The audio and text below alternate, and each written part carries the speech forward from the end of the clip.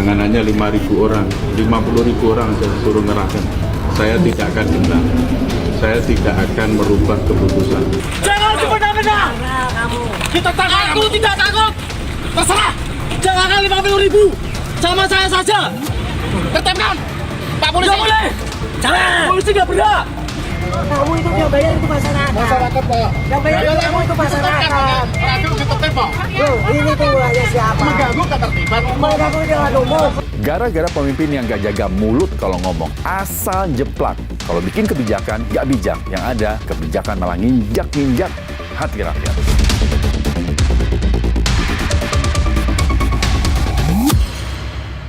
Gara-gara pemimpin yang gak jaga mulut kalau ngomong, asal jeplak. Kalau bikin kebijakan, gak bijak. Yang ada, kebijakan malah nginjak-nginjak hati rakyat. Kemarahan warga Pati hari-hari ini bukan cuma obrolan di warung kopi loh. Bukan juga obrolan petani-petani di pinggir sawah. Bahkan di sosial media udah pecah. Di Pati, panas bro. Kemarahan sudah tumpah di jalanan. Simak semuanya di Check Now.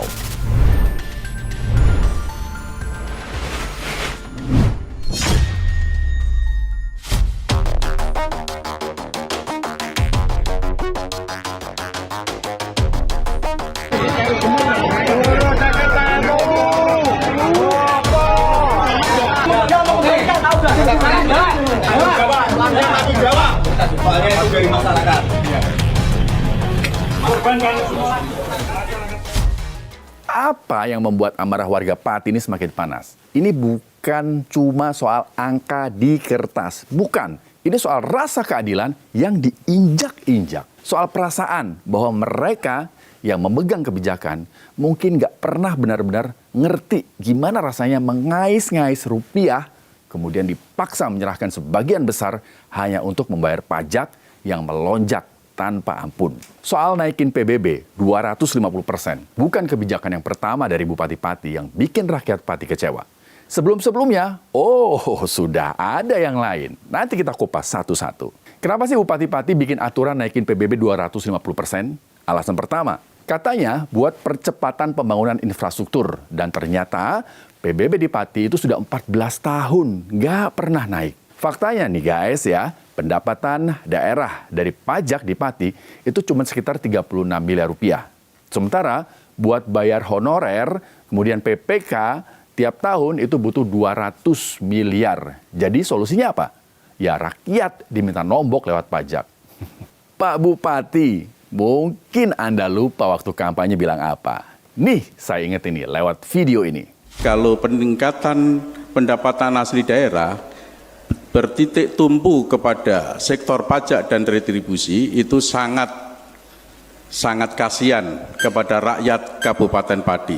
Harus ada upaya-upaya atau skenario yang elegan untuk meningkatkan pendapatan daerah. Sebenarnya sih, cara menyampaikan kebijakan Pak Bupati ini yang menambah situasi jadi panas. Jangankan cuma 5.000 orang, 50.000 orang saya nggak gentar. Dia bilang begitu. Terkait aksi penolakan pajak tanggal 13 Agustus, Pak. Siapa yang akan melakukan penolakan? Jaya gundul, silahkan lakukan. Jangan hanya 5.000 orang, 50.000 orang saya suruh ngerahkan. Saya tidak akan gentar. Saya tidak akan merubah keputusan. Tetap maju dan saya instruksikan semua aparatur pemerintah Kabupaten Pati tidak boleh ada bergening apapun dengan Yaya Gundul. Ya silahkan kalau mau ada pihak-pihak yang mau demo silahkan. Saya tidak akan gentar, tidak akan mundur satu langkah. Video ini direspon rakyat Pati menggelar aksi demo. Donasi air mineral untuk massa ditertibkan Satpol PP. Sampai nyaris juga tuh ricu. Jangan semena-mena. Kita takut. Aku tidak takut. Terserah. Jangan 50.000. Sama saya saja. Tertipkan. Pak Polisi. Nggak boleh. Jangan. Polisi nggak berhak. Kamu itu yang bayar itu masyarakat. Masyarakat, Pak. Yang bayar kamu itu masyarakat. Rakyat ditertib, Pak. Loh, ini tuh hanya siapa? Mengganggu ketertiban umum. Mengganggu jalan umum. Pak Bupati Pati, Sudewo, sudah minta maaf. Sudah juga membatalkan kebijakan kenaikan 250% PBB. Tapi rakyat Pati udah kado marah. Lagian, kok nggak ya peka sama kondisi rakyat?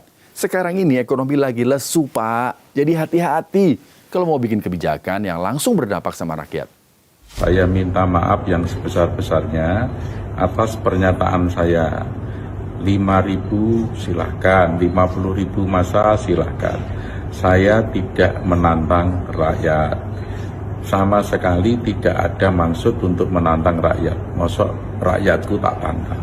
Saya hanya ingin menyampaikan supaya demo tersebut berjalan lancar dan betul-betul murni tuntutan aspirasi, bukan karena ditumpangi pihak-pihak tertentu. Yang ketiga, saya menyampaikan bahwa soal kenaikan sebesar 250% itu tidak semuanya. Sudewo ini sebelumnya juga pernah bikin kebijakan pajakin PKL 10% per bulan. Dan kebijakan ini kemudian dibatalin. Emang paling enak sih jadi penguasa ya. Kalau kas habis, tinggal majakin rakyat aja. Nggak punya ide kreatif apa buat naikin PAD selain dari pajak? Sikap politikus yang nggak mau mendengar aspirasi warganya. Menaikkan pajak itu kan cara instan untuk dapat pendapatan asli daerah. Nah, itu loh yang menurut saya perilaku sembarangan naikin pajak itu jangan dipakai, karena pajak itu kan sebenarnya memberatkan warga. Kalau pemerintahnya kreatif, banyak pendapatan, kalau daerah tuh PAD ya namanya, pendapatan asli daerah itu bisa menggunakan sumber daya ekonomi yang ada di daerahnya. Kreatif dikit dong. Pak Sudewo, senekat itu bikin kebijakan apa karena dapat dukungan dari Solo? Saat sebelumnya, Sudewo sempat sowan ke Presiden Jokowi waktu kampanye. Nah, ini kayak jadi momen yang dianggap biasa waktu itu. Karena beberapa calon kepala daerah juga sowan ke Jokowi. Tapi, hari-hari ini jadi bumerang. Karena semua yang dekat dengan geng Solo sekarang sedang jadi pantauan publik. Terus sangat dukungan itu. Kebijakan Sudewo yang ditolak rakyat Pati nggak cuma ini aja. Ada kebijakan lainnya juga. Soal pendidikan, jelang tahun ajaran baru 2025 lalu, Sudewo ini melempar wacana penerapan 5 hari sekolah dari Senin sampai Jumat. Sudewo ini ngotot banget menerapkan kebijakan 5 hari sekolah meski banyak pihak yang nggak setuju. Nah, kenaikan PBB di Pati sampai 250% bukan cuma memicu keresahan warga, tapi juga jadi pemicu gelombang protes yang sekarang isunya mulai bergeser jadi isu pelengseran bupati.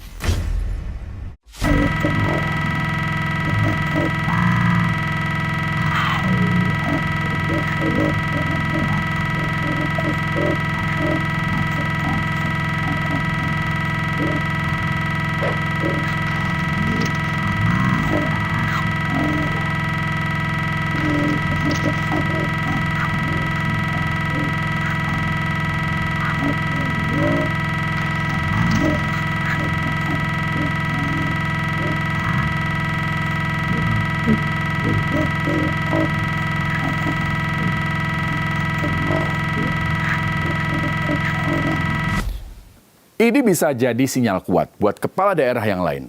Kalau mau bikin kebijakan yang menyentuh langsung kantong rakyat, harus disiapin, harus hati-hati. Jangan cuma lempar wacana kebijakan tanpa diskusi publik, apalagi nggak pakai sosialisasi. Yang kedua, cara menyampaikan kebijakan. Ini tuh penting dan sama pentingnya dengan isi kebijakan. Pemimpin yang terburu-buru, nggak pakai gaya komunikasi yang jelas dan sopan, malah bisa memanen kemarahan publik.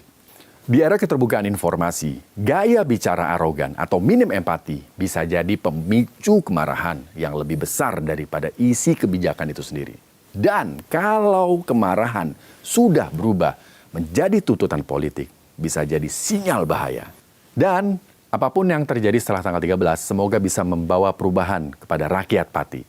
Sekian Cek Now kali ini, jangan lupa ya untuk like, share, dan komen. Nah, kalau ada ide tema apa yang menarik mau dibahas, tulis juga di kolom komentar. Saya Rizky Hasan, tetap kritis, tetap waras, merdeka. Makasih banget ya sudah menyimak Cek Now. Kamu pengen kita bahas apa lagi? Silahkan tulis di kolom komentar. Dan jangan lupa like, subscribe, dan share supaya nggak ketinggalan informasi-informasi menarik lainnya di YouTube Official iNews. Saya Rizky Hasan, terima kasih dan sampai jumpa.